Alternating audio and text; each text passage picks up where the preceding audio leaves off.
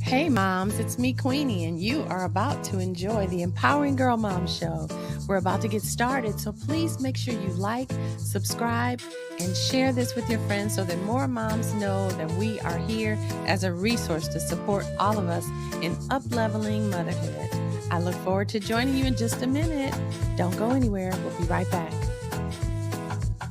Hey moms, it's me, Queenie, and you are about to enjoy the Empowering Girl Mom Show.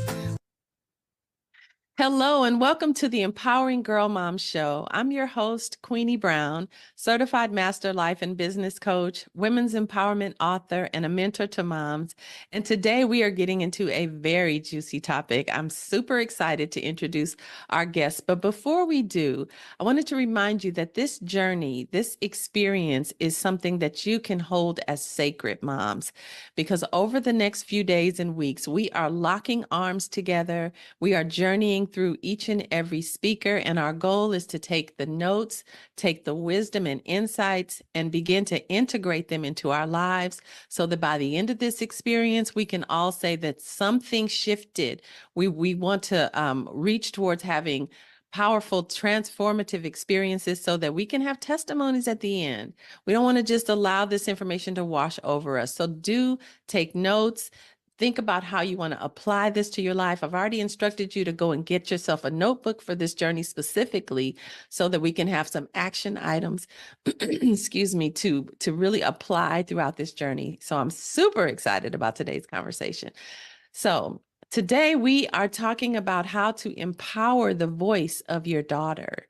And so we're bringing in our special guest, and her name is Debrena Jackson Gandy. She is a special friend of mine, and she's been a mentor to me since, goodness, the early 2000s when I was in the depths of my pain and when I had lost my own voice in my marriage. And so she has been instrumental in that. But let me introduce you to Debrena. And I do need my glasses. Debrena is all about teaching, coaching, and mentoring women in how to create and lead juicy, sacred, self-caring lives.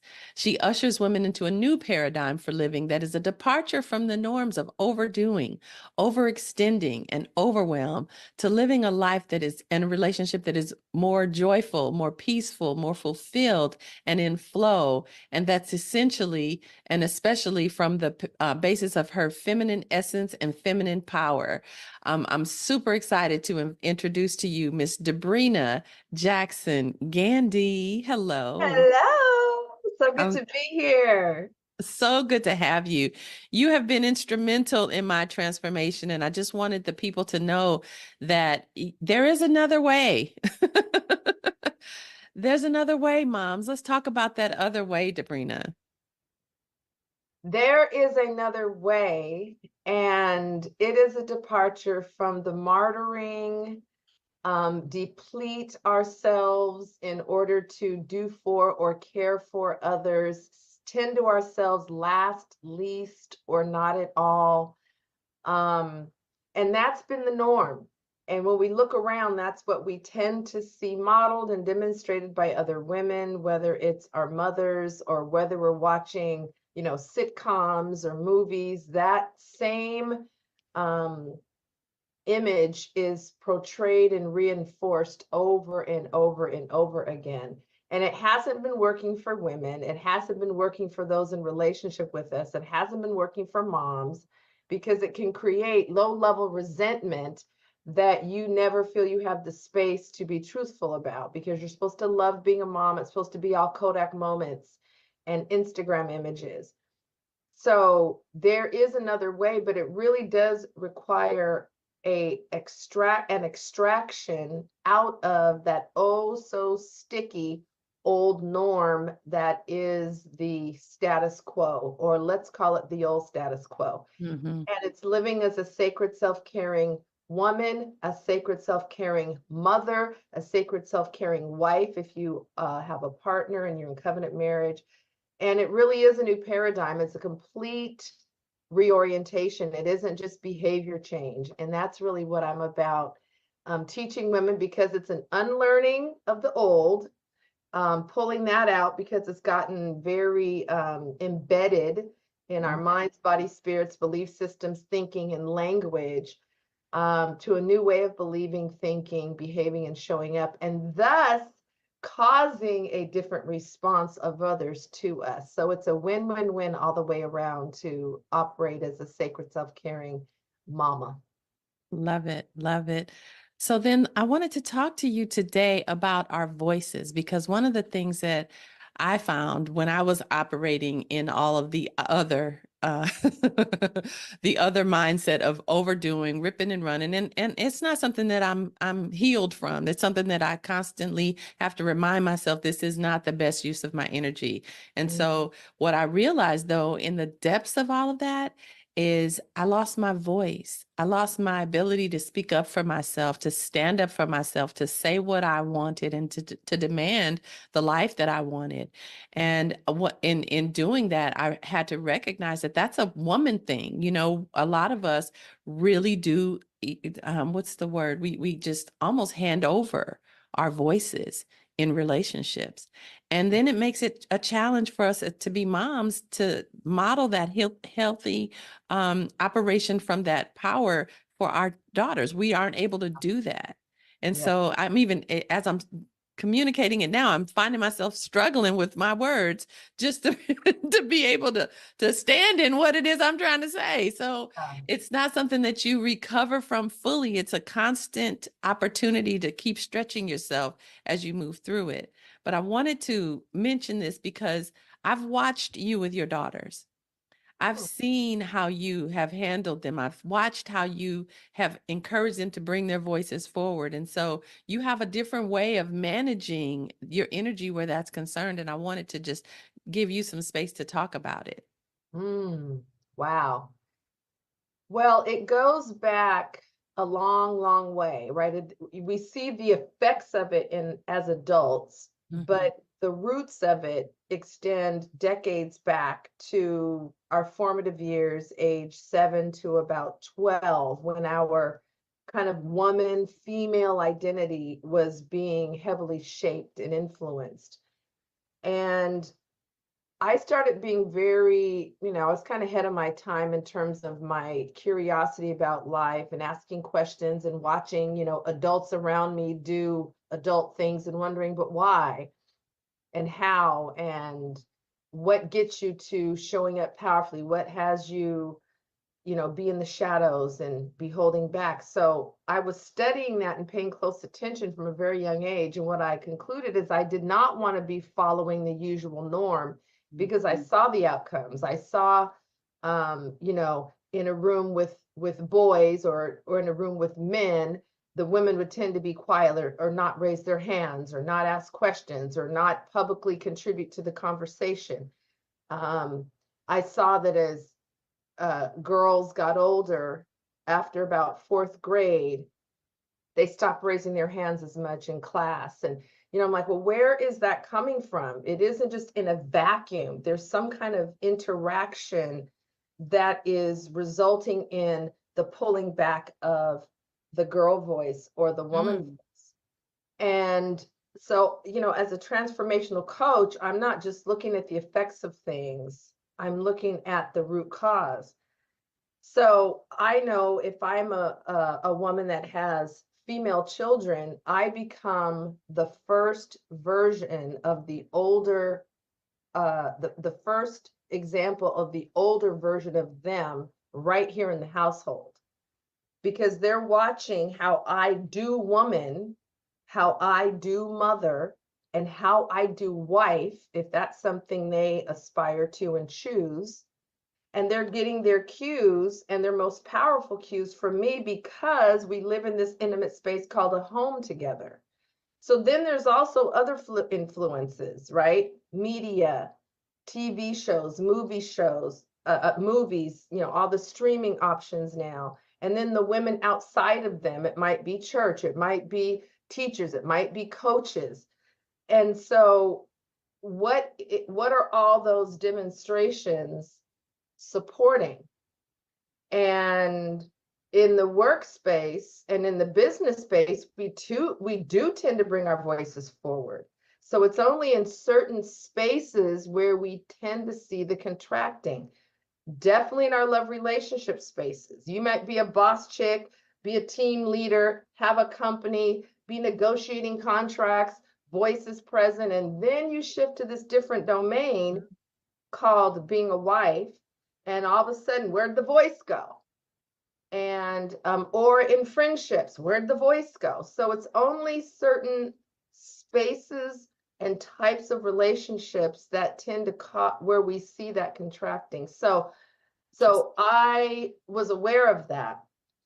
And so one of the ways that I wanted to counter that, and it came out of my own childhood when I was growing up. My dad always insisted on having these family conferences.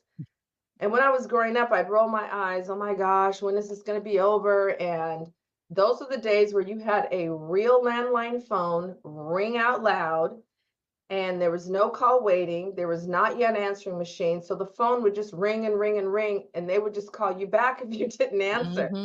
So we might be having a family conference, and then the phone would ring, right? And as a young person, you want to answer that phone. And my dad was, we're not answering any phones. We're having this conversation. But I'm glad he didn't throw in the towel on it, because that very practice is one of the ones that I have brought to my family to help my daughters bring their voices forward. So we have meetings all the time for our jobs, for the organizations we're involved in. And why don't we think to have meetings with our family members, the ones who we cohabitate with? We live under the same roof together because we have been programmed to support relationships like that, communication, agreement in that space, only in the professional workspace. So it was quite genius what my dad modeled, and we had to participate in. We all had a chance to share. We all were listened to. We sat in a circle. In that case, it was, when I was growing up, it was around my dining room table, which was a circle. But in our family, we would sit on the floor in a circle, so we all equalize. There's no head of the table, or we all are on equal ground here, and our voices have the same weight. So those family conferences were a tool and a space where they got to be listened to with the same attentiveness as the adults. And there was no age differential. You're an adult, you're being listened to. You're a child, you're not being listened to. It's like we all have equal respect and being listened to. And then they also, and then you had to just practice verbalizing something, right? There's no I'll pass. No, every family member will have an opportunity to share, and there's no judgment on what you're sharing. There was some structure, but there was no judgment on what you were sharing. So, and I can go into, what did the family, conference consist of, and how did you conduct it? How long was it? If you want me to, I would love to, please. But yeah, that family conference, those family conferences that started, we started having those when they were probably 7 or 8, something like that. And they've continued. And we still have them now, though they're adults. The daughter lives out of state. And so we bring her in via FaceTime so that she can be present for the family conference. Over the holidays, we get together. We're all here together. So we have a family conference. So we still do it. The structure, or the prompts have changed because now we're all adults, but the concept still remains. So yeah, that was one of the primary tools that we used starting early to help them learn how to bring their voices forward and know that their voices matter. Wow. As you mentioned that, I'm reminded that my mother tried to do that with us when we were kids.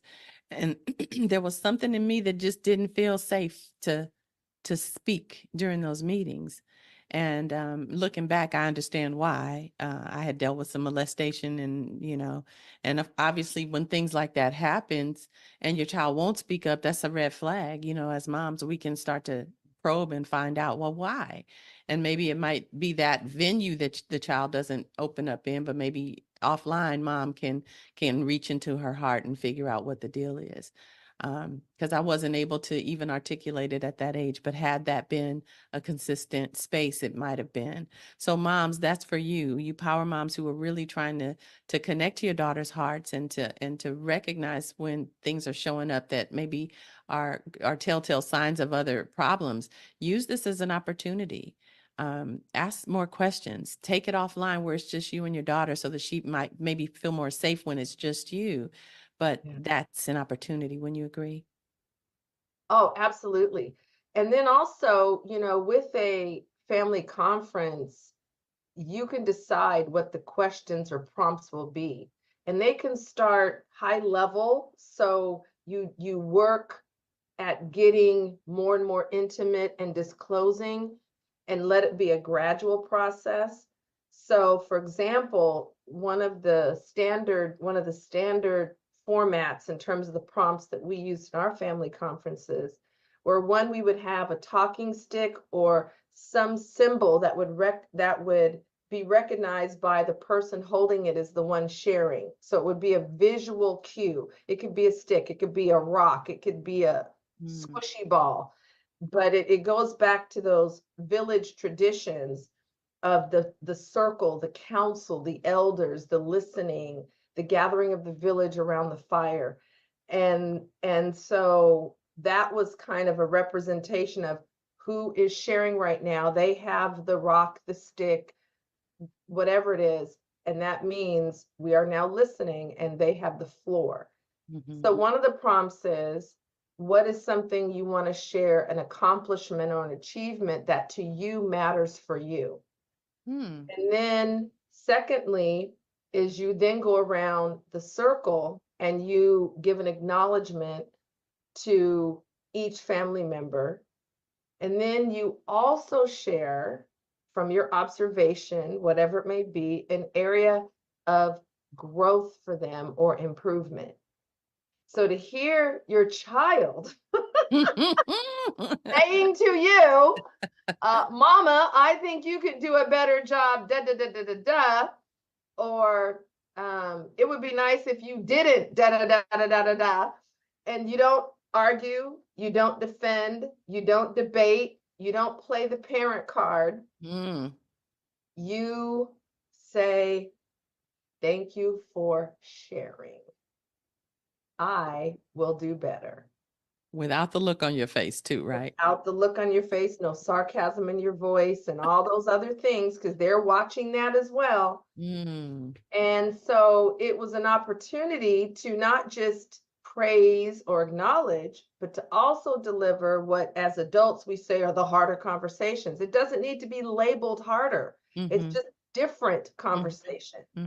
So then if it's not charged and difficult and hard, to also share some feedback, and you got a chance to do it starting at age 7, 8, or 9, and you didn't have blowback, then once you're an adult, or once you're in high school, or once you're in college, or once you're with an employer, or you might be the employer yourself, or you might be an employee, you've been working the muscle of how to give and receive feedback and not get defensive.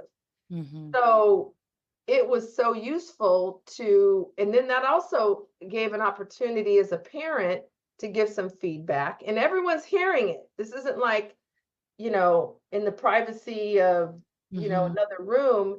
It's where everyone is hearing what everyone is sharing.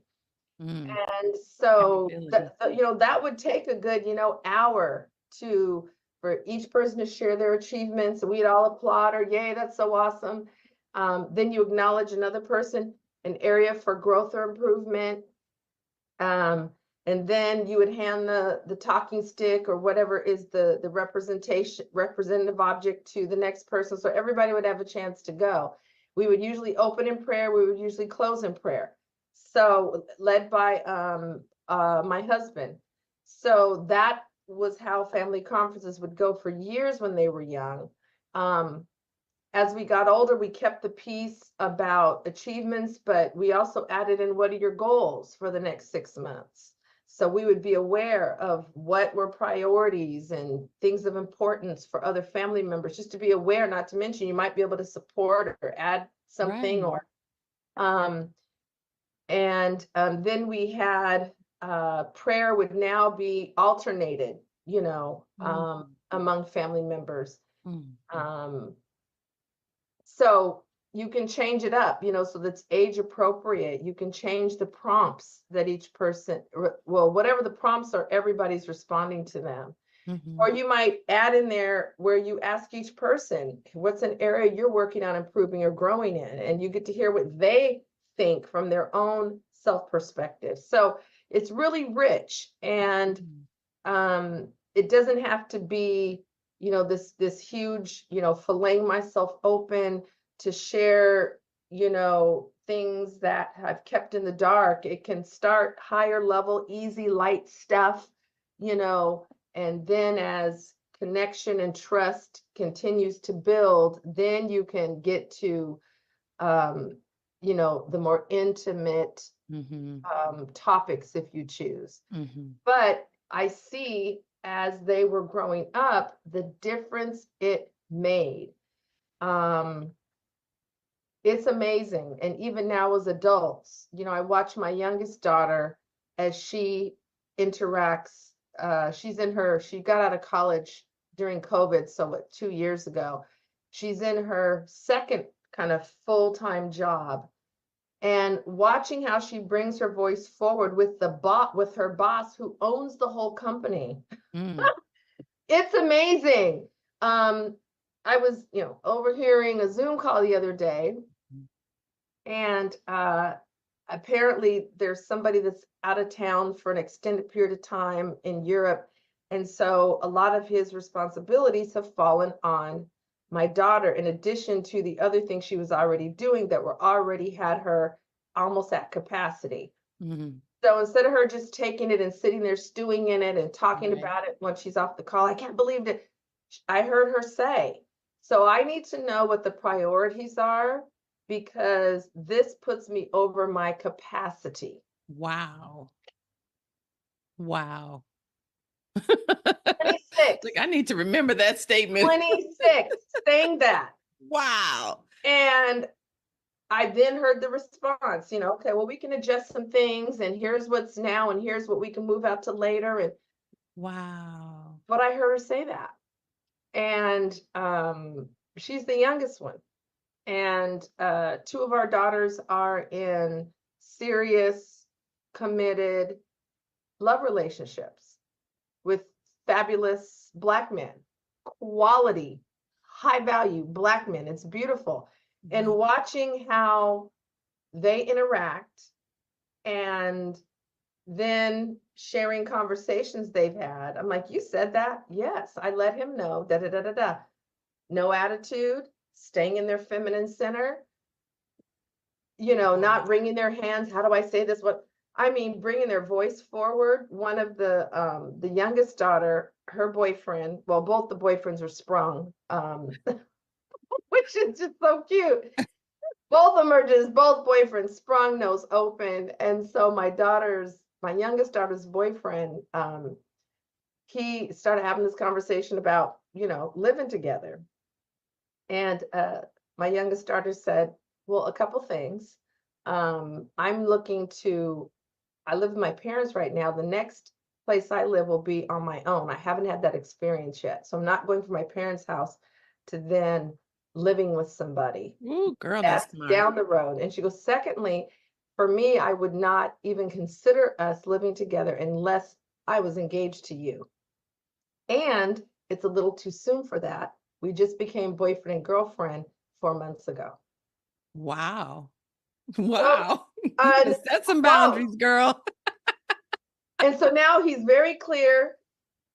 Her next move is she wants to have her own place. And this conversation about living together, that is not, for me, it would be we're engaged. That'd be the only condition I'd consider it. And I was like, so that was data for him that he now can be very clear about. That's right. And she didn't, pull her emotions back or get an attitude. None of that. She just,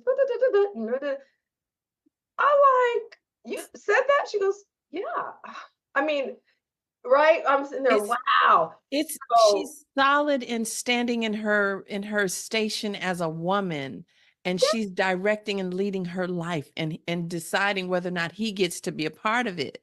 Not, oh, I just need a man and, okay, if you want me, I'll move in with you. What in the world? It's a whole right. different paradigm. I'm so grateful that you shared that. Isn't that Lord, amazing? go So, girl. but they also have been ear hustling because, I have this whole division of my company about love relationships. I'm a love relationship coach. Right. I've written, my third book is on that topic. So they also will joke and say, Mama, we've been ear hustling all these years. I'm Good. like, well, it's right, really good. I can get the women 20 years older than you to behave and show up like you all are in your 20s. Like this will be very good. So Wow. Wow. it's amazing. But I see the fruit. I Wow. see the fruit of that practicing bringing the voice forward. And So I can have stories and stories in school with teachers, with mm. coaches. I mean, just whoo, yeah. So that take now let's go back to the conversations, the family meetings, because for a lot of moms, it's going to be a struggle for them to sit and hear their daughters giving them feedback. It's going to be a challenge to have someone point out their flaws when nobody is ever doing that for moms. We don't allow it, most of us. We don't give space for that type of correction. So what would you advise these power moms? How would you advise them to manage themselves in the midst of receiving that kind of feedback? Well, the good thing is every family member is experiencing the same thing. So it's not Mhm. like, okay, daughters or children, give feedback to your parents or your mom. It's everyone is experiencing the same prompt. So no one's getting singled out or picked on.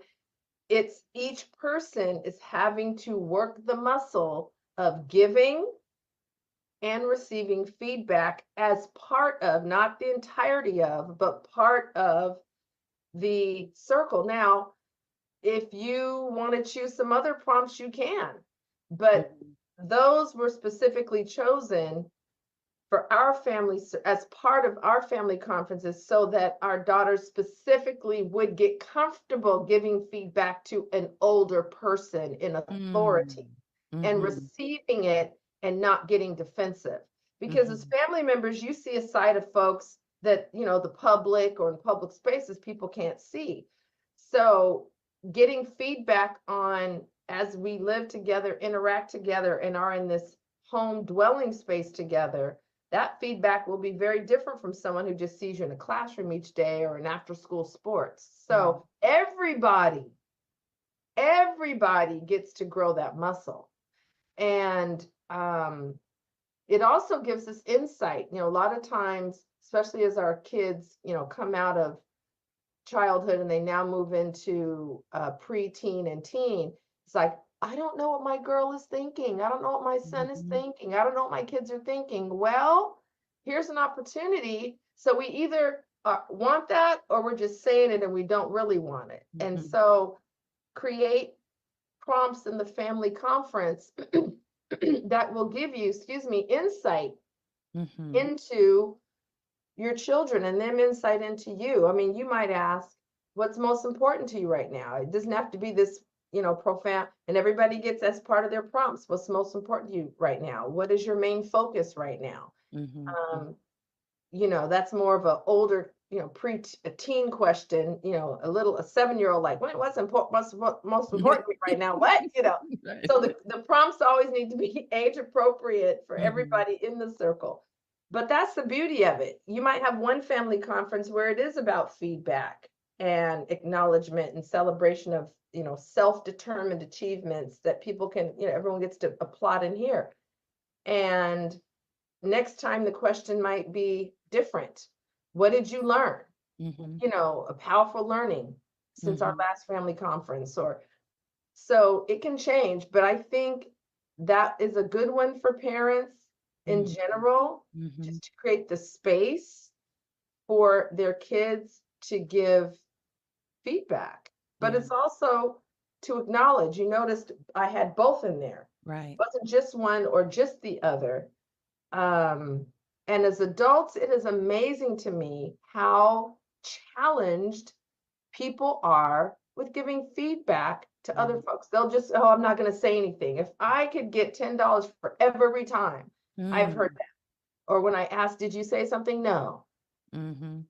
So if that muscle had Mm. started to be developed at age 7, 8, 9 for a girl, then as an adult, it's not a thing. And people will say to me, oh, Debrena, you're so good at having courageous conversations. I'm like, let's take the word courageous off of it, making it be this extra hard conversation that needs all of this moxie just to get some feedback. Like, calm down, stop making it be like this huge thing. You know, even our language, challenging, courageous conversation. Stop it. You know, it's a conversation with a certain nature of communication. Now, there's effective ways to do it, so the chances of it being received are higher. That's the whole point. You want it to be received. So it isn't just, here's what I'm going to say. It's like, well, hold up. How do I say it so this person receives it best? Right. Then So you also have that filter of mommy guilt. You have that mommy shame that a lot of moms feel. They feel guilty or ashamed of the way they've shown up as moms, or for having brought the children into situations that have maybe not worked out the best. There's a lot of moms who are not necessarily recognizing that there's room to forgive themselves. And so they put up a wall. And so what would you recommend? How would you advise a mom who is ready to start having these types of conversations, but looking through the eyes of her own inadequacies as a mom? yeah.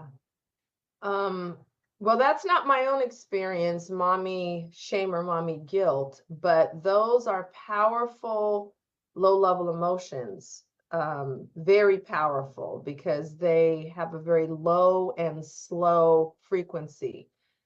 And you either have to clean and clear them out of your system, or if you are more spiritually mature, then you transmute them. So forgiveness work is an opportunity. I call that healing 101. There's so many powerful healing modalities, which is different from therapy, which is different from counseling. Healing has its own distinct characteristics. So healing 101 to me is forgiveness work, which is really personal liberation work. And so in a family conference circle, for example, you may become maybe painfully aware of some areas to heal because you're defensive, or it felt like you just had a very sore bruise poked. Or you may be surprised that you were able to hear it and you didn't get defensive. But when we hear feedback about self, it really is a good gauge for us to see what is still unhealed or sensitive or an active hot button. Because when we've healed something, we hear it like yet more words, not like personal attack, not like personalize it, not like trap it. And so just like I could say the sky is blue, we don't get all activated and worked up. So can we get to that point when we're hearing feedback where it's words that are giving us data versus that's an attack, and how? So it lets us know also where we have personal healing work to do. And 99.9% of us have major healing work to do because we haven't done any. Zero. That's right. We haven't done it in church. We haven't been led through a process in church where, as a spiritual space for transformation, which is what the Bible's message is all about. Right. It's transformation. But we haven't been doing transformational work in church. It's just the darndest, craziest, Imagine that. hypocritical thing. I mean, it's crazy. So we haven't been doing healing work in church. We haven't been doing it in our book clubs. We haven't been doing it in our soror meetings. Where has it been? We haven't been doing it in our personal life. We haven't been doing it in our workplace. We haven't. So where has it been occurring? It hasn't. So here we are 20, 30, 40, 50, 60, 70 years of life, no healing work. That would be having a toilet for 40 years, 50 years, 60, that you never flush. And even to go 1 week and not flush a toilet, we go, ugh. So now imagine decades. So what kind of emotional poop has built up in our minds, bodies, spirits, and wounds as women? We hold a lot in that spiritual space that's built into the female body design and female human design. So it's a big deal, because it isn't just about, ooh, I got activated, or I have mommy shame, mommy guilt. Okay, knowing it is not enough to clear it. It's a place to begin, but I'm hearing a lot of women say, I know I need to heal. I'm like, okay, stop talking about that you need to heal and do the healing work. So we're starting to narrate about needing to heal. That's the new 2024 thing I've noticed is going on. Like, oh, to admit that I need to heal is this. That's a beginning. That is square one. You just stepped up to the starting line. And so don't confuse stepping to the starting line with running the race. And so just talking about healing, we somehow think it's the healing work. And it's not, but it is a beginning. So anytime you have brought a whole human through your body, and you are raising a whole living soul, then there is going to be healing work. Absolutely. From our own journey from daughter to mother. Right. And then our journey as mother of another female soul. And so it's ongoing. Right. And the things we don't heal, here's the deal. The things we don't heal, we pass on to our daughters. They don't go away. That's what generation, I don't call them curses, generational patterns are patterns that aren't necessarily healthy, that didn't originate with a person. They were inherited. They were passed on and along. So, power moms, we have a chance to be where the buck stops and to create a new pattern, and not the one maybe that we inherited or were brought up in by mothers that didn't know better, mothers that didn't know about healing work, but they were going to church. So, and healing work is up for everybody right now, because in this country, we haven't been doing it. We have a materialism ideology, so there hasn't been value or credence given to the spirit.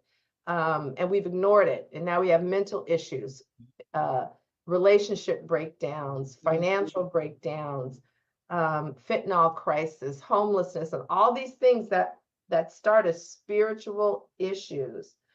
And now they're plaguing our culture. And the only solution is a spiritual solution, in my estimation. And I agree. Personal healing work equals collective healing. And that's the only way it happens. Now, it can be done in a group, but the healing itself is still a personal experience, whether it's done individually or in a collectively, in a collection of people. So that's up for all of us, not just mamas that, may be dealing with some mama guilt and mama shame, which is not uncommon, by the way. Yeah. And the truth is that we really are the first generation of women embracing the whole concept of healing. Our mamas didn't have, think about the stigmas around therapy before this generation. People didn't go and tell their business. They didn't want to talk and put it out there. It was frowned upon to even share that you were going through anything. And so now that we are in a more liberated posture as women, we can actually talk out loud about our pain and really process and heal through things. We need to make it a collective effort that all of us make the decision today. I am no longer going to carry my wounds as badges of honor, but instead I'm going to step into a space of recognizing that I can take ownership of my healing, and I will do that. I will make those deliberate choices. I will allow myself to forgive. I will allow myself to look in the mirror and see myself the way God sees me, not in a critical, judgmental space, but honoring the fact that I moved through whatever I had to move through and grow through to become the mom that I am today. And my daughters need me to heal. They require that I step up and focus on my own heart healing. Yes. So Mm. I'm so grateful for you. Go ahead. As you were sharing, yes and yes, and as you were sharing, a thought came to mind, and it's something that I recently did. Our daughters are 30, 28, and 26. I think I got that right. Um, and I realized that I had never asked the maker of me, who allowed these children to come through my body as the portal to earth, and I was thinking of my oldest daughter when I asked this question during my prayer time, why did this soul, this incarnated soul, in the name of my daughter, choose me as her mother, this earthly existence? I'd never asked that question before. I've asked, how can I be a better mother? How do I handle a situation? But I never said, why did this soul choose me as the medium for coming into this lifetime? Wow, that and the answer that came through during that prayer time in the meditation receive portion of my devotion time, it was a perspective different from other versions of asks that I had put forward. And so what an honor to be the portal, Right? for every living soul that ever came to planet Earth, including Jesus. Mm-hmm. God decided to bring him through a woman's body too. Yes. Wow. So we have started to demean and diminish that in this culture. But what's so awesome is we have not found, with all of the changes in gender identity and transgender and pansexual, but can you bring life through your body? That part. Can you bring life through your body? Do you have a uterus? Mm-hmm. And that man has not been able to recreate yet. And that is uniquely of woman. And so I identify as, okay, that's beautiful. Do you have a uterus? Right. Some things have not been able to be recreated with our technology. And with all our advancements. And you may, have had your uterus removed, but it's still a feature of the body of woman that is not built into the body of man. Mm-hmm. It's unique. We both have liver and kidney and pancreas, and we share all those organs, but there's an additional feature in us called the uterus that is not in the male design. And it's unique, it's powerful, and it's part of the co-creation process for every living soul. So let us re-honor Yes. what it means to be chosen as Yes. mother. Yes. It's not easy. It will stretch you. It's a continual growth opportunity, but it is a sacred honor. Yes. And let us remember that in all of the growing and the stretching and the challenges that can come with it. I'm still growing, mothering adult daughters, different deal. Right. The little girls under 10, where I'm trying to, pop barrettes and the twits and the plaits and, so Wow. it's an adventure and a journey. And I'm so grateful for you offering this space for the kinds of conversations that we often don't get to have about this sacred privilege Yes. of being a mother. Yes. Yes. Well, I'm grateful and honored to have had you here. I am overflowing. This is just so good. So you have a special gift that you wanted to offer to the Power Moms. What would that be? Yeah. Well, we are talking about a new paradigm, as you mentioned earlier. So when we talk about the sacred self-caring woman's lifestyle, that was really a central theme from my very first book, Sacred Pampering Principles, that I'm so glad is still selling like hotcakes and now in audio form, over 25 years later. But it really is a new paradigm. It isn't just tips and techniques. And so the Sacred Self-Caring Woman's Toolkit begins, keyword begins, to increase the awareness of power moms about what is this sacred self-caring thing. Debrena Jackson Gandy was talking about. It starts in the toolkit with a self-assessment to see, are you really living in more of a strained life or a juicy life? And then you also get a legend based on your answers emailed back to you. Then there's also 25 affirmations to live by. So 5 life areas and affirmations for each, recorded by yours truly, with your help and assistance, Queenie, with the beautiful, relaxing music in the background. So it becomes your own audio track that you can listen to while you're walking, going to work, doing your morning exercise, cleaning, washing dishes, about to go to sleep, whatever ways you might want to use it. And then there's also the Sacred Self-Caring Woman's Manifesto. So it can become a personally stated affirmation. It can be something that you print out and post. I even have women that have printed out extra copies and shared with friends, and they have them in their cubicles on the wall. So those are the 3 goodies that are in the toolkit if folks choose to receive this free gift. If power moms choose to receive this free gift. Absolutely. And I absolutely love mine. As a matter of fact, I remember when I first got mine, I recorded it so that I could hear it over and over again. I heard myself saying the manifesto. Debrena, you have just been a godsend, a blessing in my life. I'm honored to call you friend. We have journeyed together for over 20 years now. And so yes. You've watched my transformation through the dark days all the way to now to where the sun is shining again. Well, same here, because in Right. year 10 of my marriage, and we already knew each other when I was Mhm. in year 10 of my marriage. Right. Had known each other for, I think, 7 or 8 years at that point. Right. Yeah. And so that was a dark night of the soul Yeah. for me. And in my adult life, the hardest season. And I was pulling on, drawing on, and putting demand on all of my friends.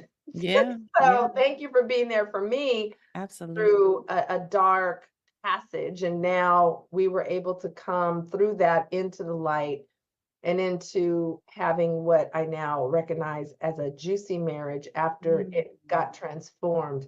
And that became the basis for my teachings with single and married women, the 3rd book, all that. So, that's just how it is. Like, you come through the light, through the dark, back into the light, still holding hands. And that's a resilient, deeply rooted friendship. So I appreciate you just as much. Amen. Amen. We got lots of work to do. I'm All going. right. That's right. Onward and upward. So Yes. thank you so much for joining us today. To find Debrena, you want to go to milliondollarmentor.net and embrace all the yumminess that she has laid out for you there. She is a powerhouse in her own right, and I highly recommend all of her books and her teachings. It will change the way you see yourself and the possibilities for your life. So thank you again, Debrena, for joining us today. We appreciate you more than you know. Oh, my pleasure. Truly, truly. Wonderful.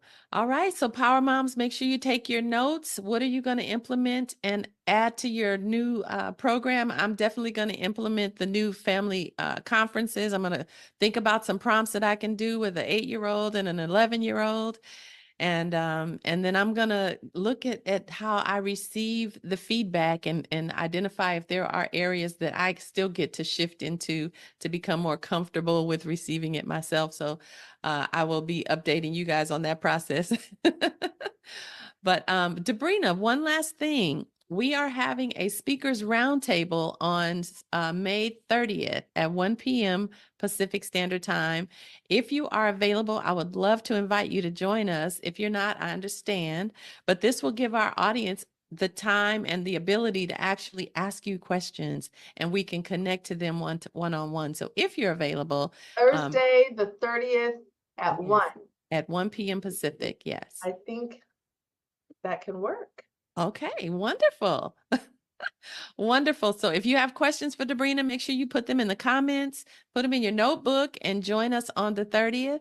And thank you again for joining us today for the Empowering Girl Mom Show. We look forward to seeing you again tomorrow. Be sure to share this with your friends, like, subscribe, and make sure that you invite your friends to go to www.empoweringgirlmoms.com to learn more. All right. God bless you all. We'll see you soon. Take good care. Bye-bye. Hey, family. Thank you so much for watching. Oh my goodness. I could just watch that over and over again. It's blessed me so, and I'm so grateful for that opportunity to chat with Debrena. If you all have any questions for her, make sure you put them in the comments so that we can get them over to her. And then on the 30th, we're all going to get together. But before we go any further, I just want to say this was a deep conversation, and it opened up a lot of doors that we kind of need to touch on. We need to talk about the heart wounds that we are carrying as women. A lot of times when we're hurt or when we go through trauma or drama, we just tend to tuck things under the rug because we don't have time to deal with it in the hustle and bustle of just being a mom. But if you don't deal with what you've put under the rug, that rug will continue to grow, and it will eventually take over your room, take over your house, and it'll bleed into relationships, and it'll impact your money, and it'll impact your health, and all kinds of things will go sour because you still have a lot of healing to do.